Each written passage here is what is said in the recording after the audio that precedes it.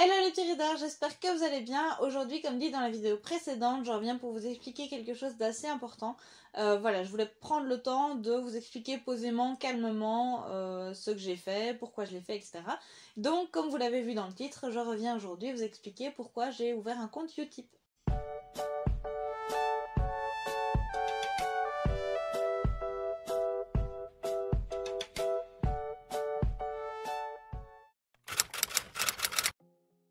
En fait, ça a été pas mal une réaction en chaîne. Je crois que l'idée m'est venue la première fois quand j'ai vu la story d'Emma, donc de la chaîne La Bouquinade, qui disait elle-même qu'elle avait vu une vidéo de Piketty Bookin qui parlait justement de la monétisation, des moyens d'avoir de l'argent sur YouTube et de gagner enfin pas sa vie, mais de gagner de l'argent en tant que créatrice de contenu. Et en gros, elle disait que cette vidéo-là, elle avait un peu décomplexé de parler d'argent, etc. Donc elle avait ouvert un compte Utip. Bon, je savais plus ou moins comment Utip fonctionnait. Je savais que, en gros, c'était des pubs qui étaient générées pour soutenir le créateur de contenu. Et quand les abonnés regardaient ces vidéos-là, ça générait de l'argent qui était reversé au créateur de contenu. Mais clairement, c'est tout ce que je savais, quoi. Puis je suis allée voir la vidéo moi aussi, par curiosité, pour savoir un petit peu ce qu'elle en disait. Je vous la remets de toute façon en barre d'infos. Et il y a certains points pour lesquels je me suis sentie concernée aussi, en fait. Piketty Bookin, donc, il cite plusieurs moyens, pas forcément de gagner sa vie sur Booktube, enfin sur YouTube, encore moins sur Booktube, mais en tout cas d'avoir une certaine rentrée d'argent pour pouvoir faire d'autres projets. Il y avait donc, si je me souviens bien, des affiliations, il y avait des partenariats rémunérés, enfin bon.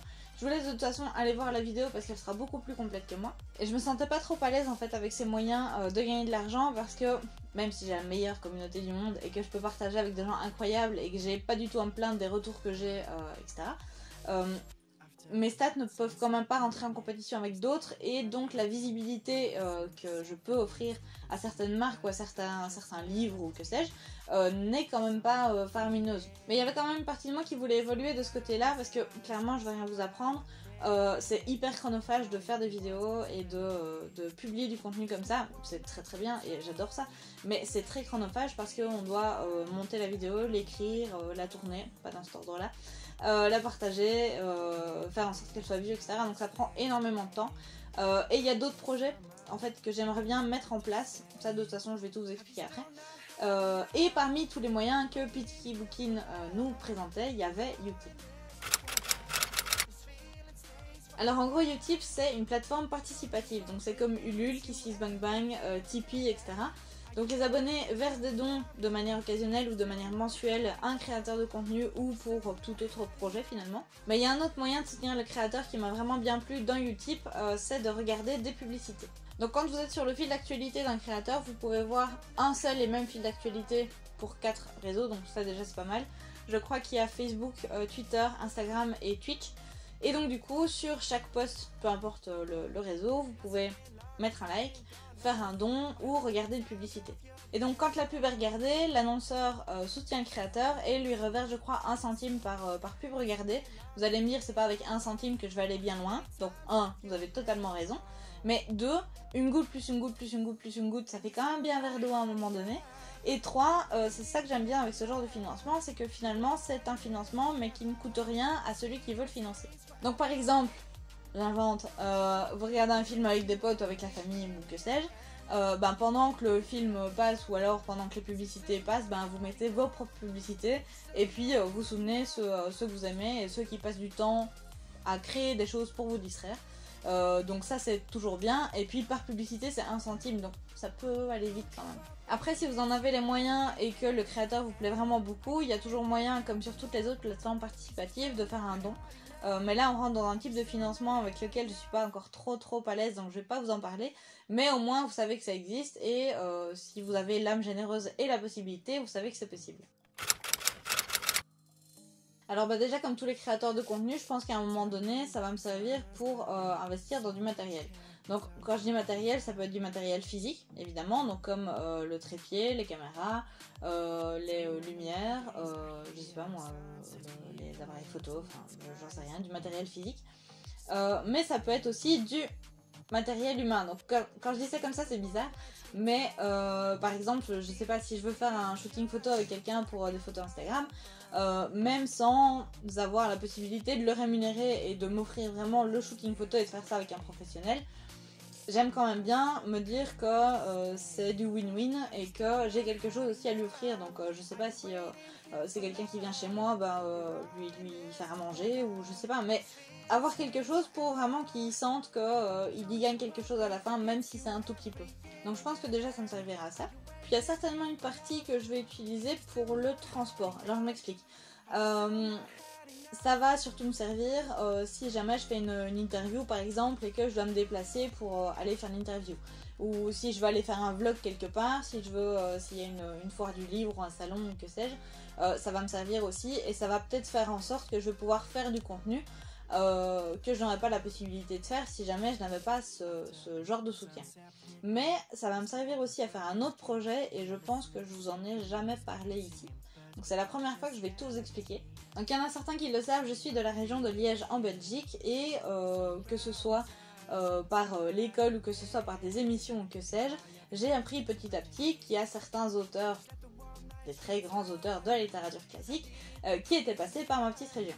Et comme d'un côté j'aime bien ma petite région, le patrimoine, etc., et que de l'autre côté j'aime bien la littérature, l'histoire, le patrimoine, tout ça, j'ai décidé de lier les deux et de faire une genre d'émission où je vous présente les endroits dans la région où les grands auteurs de la littérature sont passés. Alors est-ce que je vais faire un épisode par auteur, un épisode par passage, un épisode par endroit, j'en sais encore rien, mais le but à terme ce serait de faire comme un format de saison. Et chaque saison, ce serait une province de la Belgique. Parce que, évidemment, les grands auteurs, ils sont pas venus que à Liège pour faire le tour de la Belgique. Donc il y a forcément d'autres endroits qui ont été vus par des grands auteurs. Ou qui ont abrité d'autres grands auteurs, parce qu'on a aussi nos grands auteurs en Belgique. Ça me permettrait d'une part de te parler du patrimoine et de la Belgique. Comme ça, si tu sais pas quoi faire cet été, t'auras des endroits à visiter. Et d'autre part, de te parler soit d'une facette d'un auteur que tu connais pas du tout, soit de te parler un auteur que tu connais carrément pas, et de te faire du coup découvrir la littérature. Et pour réaliser ce projet, j'aurais peut-être besoin de payer le transport pour aller plus loin que juste ma commune.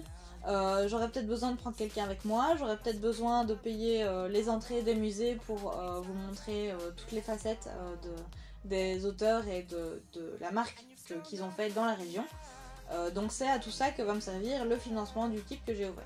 Alors quand je dis que je prendrai quelqu'un avec moi, je parle pas de rémunérer à fond cette personne, mais comme c'est mon projet à la base, je pense que réduire ses frais à elle, vu que a priori elle l'a pas forcément trop décidé, ça pourrait toujours faire plaisir. Donc quand je dis je prendrai quelqu'un avec moi et ça me servira à ça, le financement me servira à ça, c'est ça que je veux dire. Et si on en réfléchit bien, j'aurais peut-être toujours l'option partenariat avec des musées, sauf que 1, c'est pas sûr, 2, je suis quand même pas trop à l'aise avec ce système, et 3, je peux pas forcément prétendre à du win-win, parce que vu la visibilité que j'ai, j'aurais peut-être pas forcément quelque chose à leur apporter par rapport à ce qu'ils attendent, même si la visibilité que j'ai et la communauté que j'ai, comme j'ai dit tout à l'heure, est juste dingue. Après il y aura des endroits gratuits et je suis pas dans la dèche non plus, donc ce projet n'est pas mis à mal si jamais j'arrive pas à faire mon financement utile comme je veux, mais c'est vrai qu'une petite aide supplémentaire pour avoir le maximum de contenu comme j'ai envie de le faire,